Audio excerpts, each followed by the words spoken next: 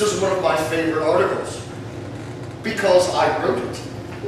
How I portray a woman on the stage. I begin. It seems crude to say it. I begin by shaving.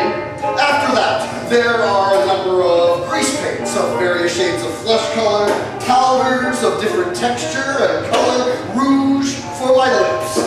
It wasn't always this easy. I remember my first time appearing with the Boston Cadets, my first time in a skirt. I used a burned match to make the black lines around my eyes. And now, look at me. Now, if you've been to Boston, you've probably seen that castle-like structure on Arlington Street. That's the Armory.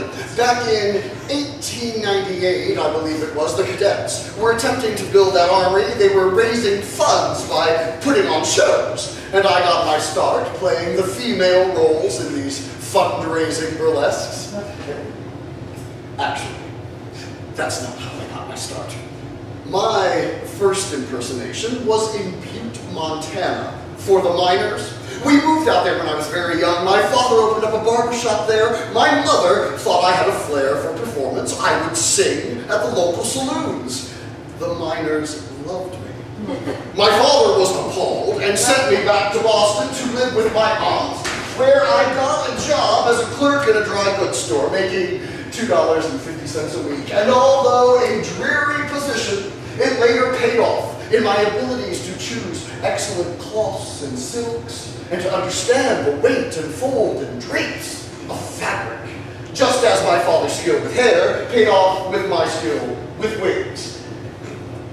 So, as these things happen, I was taking cakewalk lessons at Mrs. Ryman's dance studio on Tremont Street, and I was getting along very well with the cakewalk when one afternoon I happened in when Mrs. Ryman was rehearsing 8 ballet girls, and one of the girls was quite large and rather gawky, and it was amusing to watch her go through her figures, and so when they left, I gave a burlesque.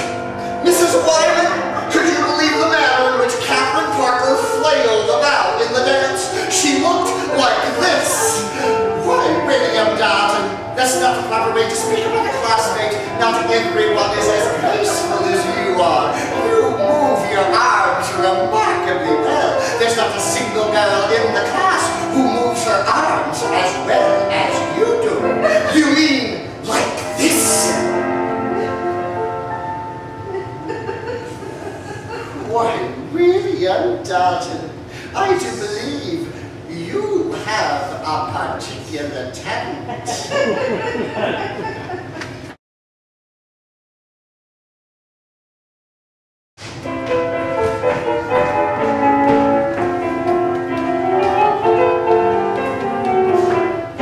What's that I see?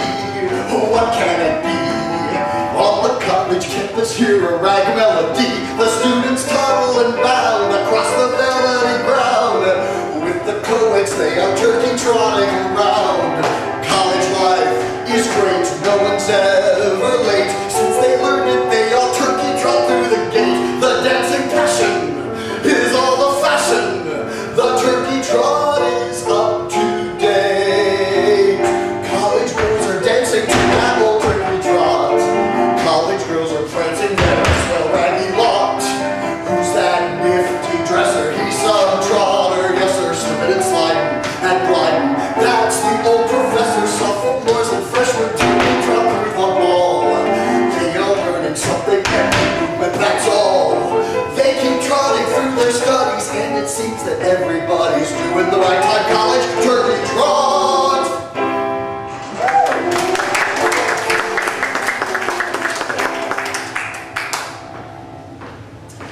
I moved from Boston to New York in 1904 when the famous producer E.E. Rice wanted to put me in a show that he was importing from Great Britain, Mr. Wicks of Wickham. So pitifully few saw that show. Just as we, pitifully few in it, never saw a paycheck. In fact, the New York Times headline was, "Poor show, poorly acted with no redeeming features." And really it was. But It launched my career in vaudeville. I toured the circuit, Keith's in Philadelphia, the Colonial, the Aerial Roof Gardens. I started as a specialty act, $250 a week, but I quickly rose to top billing, demanding $350 a week. I was making a name for myself. I was billed as the highest salaried sex simulator.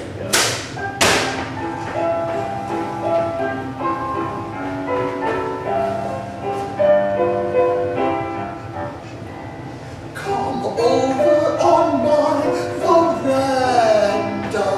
It's nice and shady here. The summer breeze seems grander when the girl you love is near. Like Lulu and Leander with steady sweet hearts beat. Come over on my veranda and coo a while with me.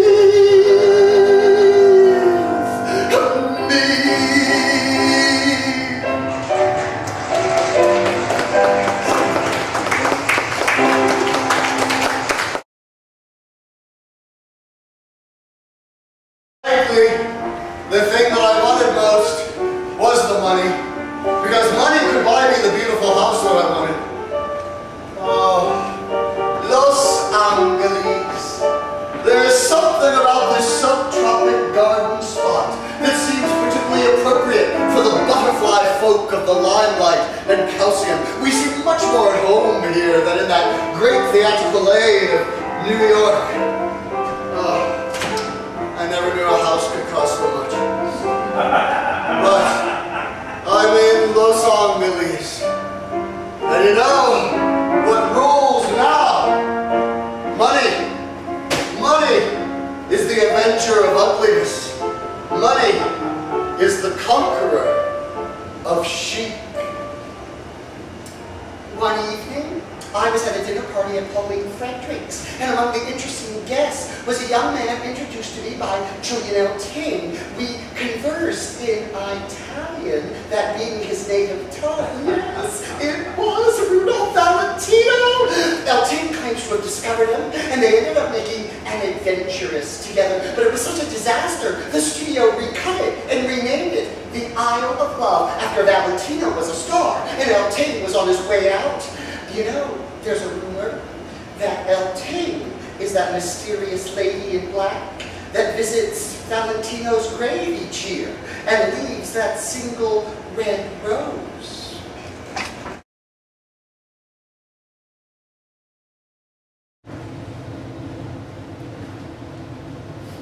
Good evening, ladies and gentlemen. Only gentlemen. Due to unforeseen circumstances, I am actually unable to wear my costumes this evening. But you will still be privy to these glorious feminine creations. This costume, for instance, some of you may remember as being the one that I wore when I sang my signature song written by Irving Berlin, Don't Take Your Bow to the Seashore. Remember? I would stand something like this. Remember? And I had a big bandana in my hair, and I would sing, don't take your bow to the sea. You understood. I don't think I've ever seen anything quite as pathetic. Although, Eltinge is nothing if not a survivor. Dressed in his tuxedo, describing the act that Julian Eltinge would have given. He made one more film, If I Had My Way, with Bing Crosby.